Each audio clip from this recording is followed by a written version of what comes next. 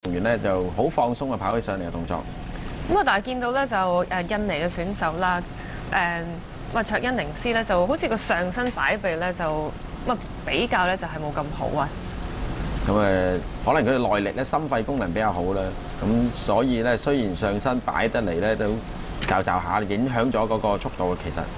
但係就有氣有力，睇下可以咧就由頭帶到尾啦。咁佢都好有來頭嘅喎，佢係去年東南亞運動會嘅馬拉松金牌嘅選手嚟嘅，咁所以喺今次嚟講咧都好有信心。